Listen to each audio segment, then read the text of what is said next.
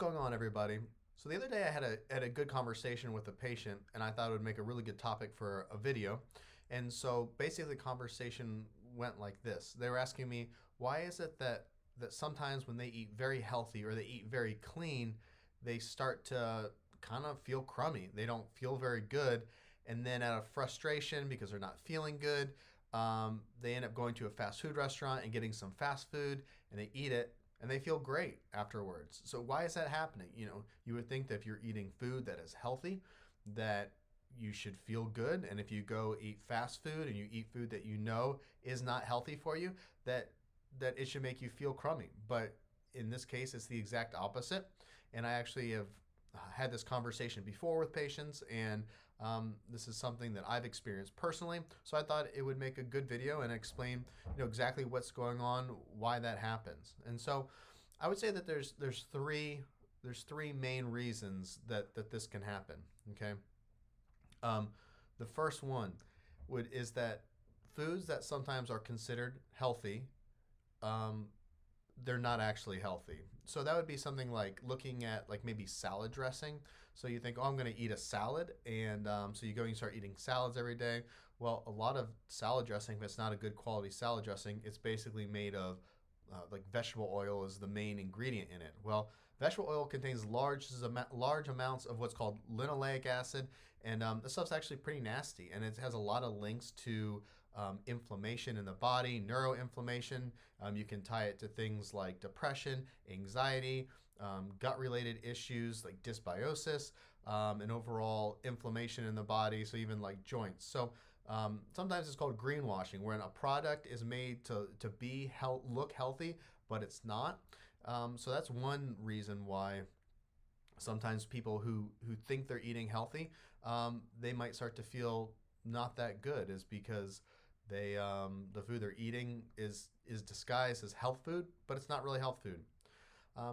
Another one is an interesting one, and this is something because a lot of vegetables essentially, and I'm not anti-vegetable, but what I'm saying is vegetables contain some different compounds and chemicals that are known as anti-nutrients, and for certain people in certain situations, when they eat a lot of these anti-nutrients, they can have some pretty significant problems, and it can lead to not feeling that great. It can lead to anything from like gut related issues like bloating, gastric pain, constipation, diarrhea, excess gas. It can lead to joint pain. It can lead to things like inflammation in the brain. So we're talking about like depression, anxiety, overall brain fog. And so some of these compounds that we're talking about would be like oxalates. So oxalates are a really common anti-nutrient that are found in foods like they're found in spinach is a very common one. They're found in almonds, found in peanuts, potatoes, some different berries and seeds.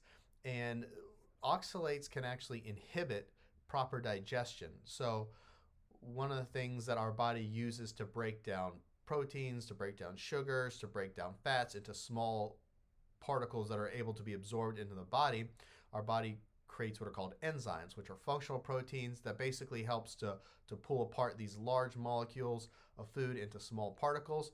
And foods like oxalates, and then another food would be like tannins, are enzyme inhibitors. So essentially, what we can see start to happen is that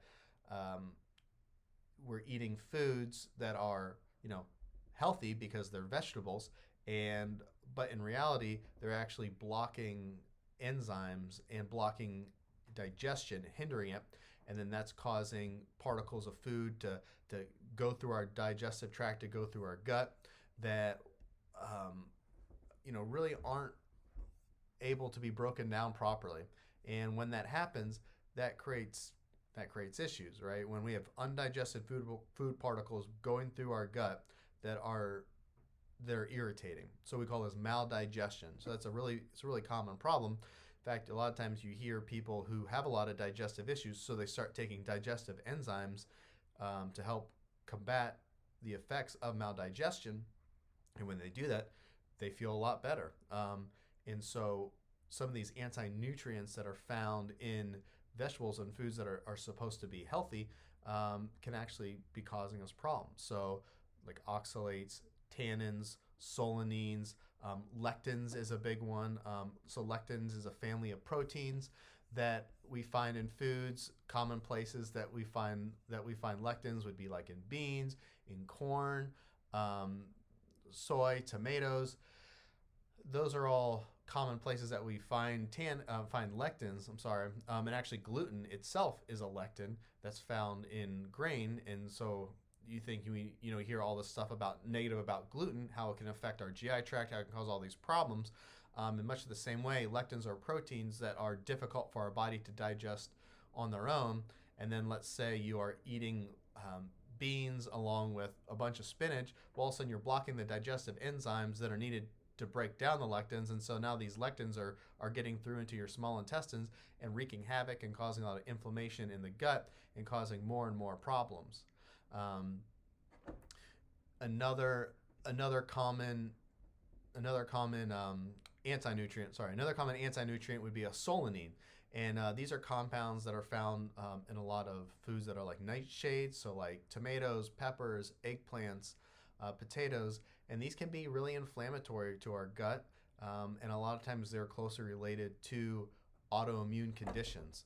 And so a lot of people who actually have autoimmune conditions stay away from nightshades in general.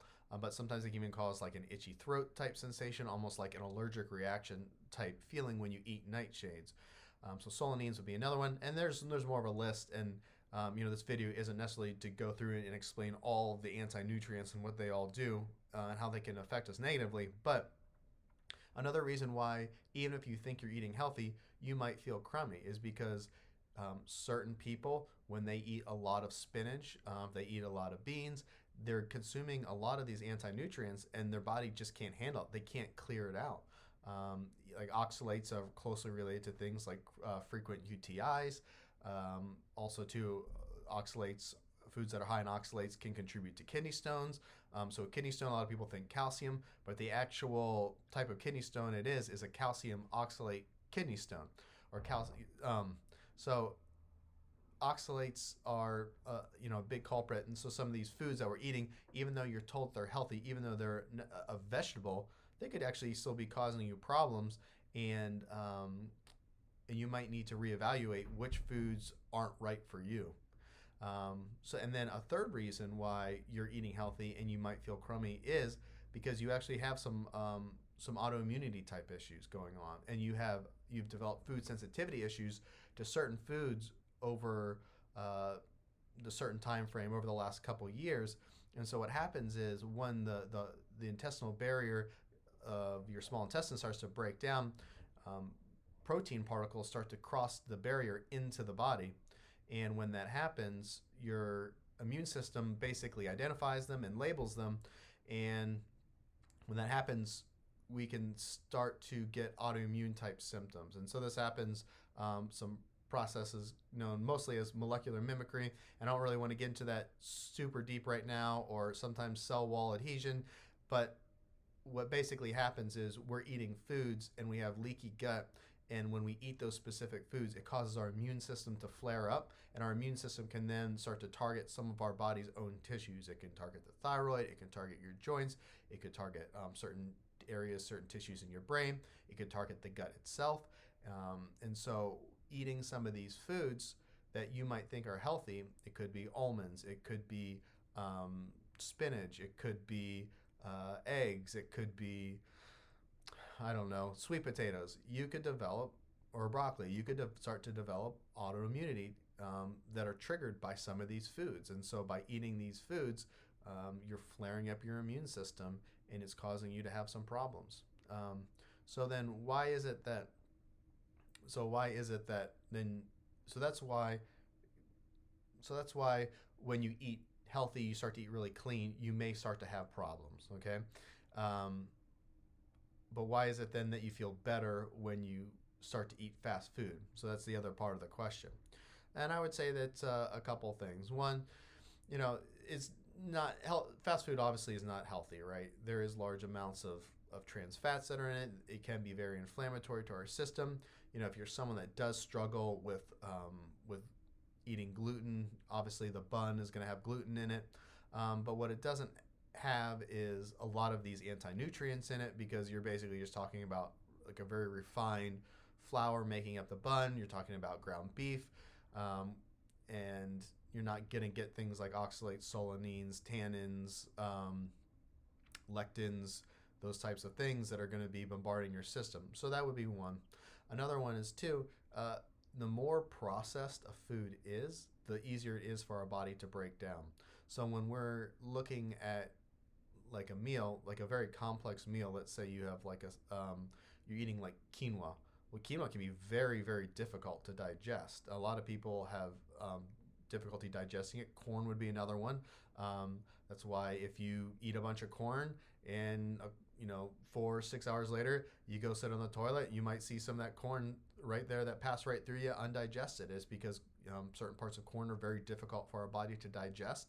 But on the flip side of that, the food that we eat at fast food is so highly processed, it's very, very, very easy for our body to break it down. So if you're having problems with maldigestion, difficulty breaking down food particles into very, very small pieces that are able to be absorbed, it's actually pretty easy for our body to digest fast food. So hopefully that answers some of your questions. I thought it was just an interesting topic. Actually, probably sometime next week, I'm going to be doing a little bit more in-depth video called "What the Heck Should I Be Eating?" And we're going to get a little bit more into the topic of anti-nutrients. We're going to talk a little bit about common misconceptions about diet and what you should be eating and what's actually good. And just know that it's different for every single person, because every single person is a little bit different for what they're able to tolerate and what their body is able to clear out. And so a lot of this too has to do with what I'll call like accumulation, and also too I'll call it like the terrain effect. So what's the condition of your gut now? If you already have a lot of inflammation, you have a lot of irritation, then all of a sudden you start to eat a lot of lectins. Well, that's going to bother you, but it might not bother someone else who doesn't have all that inflammation there in the first place. Anyway, if you're interested in that, be on the lookout in the next week or so, and I'll be getting that video up. Hopefully you enjoyed. Have a great day.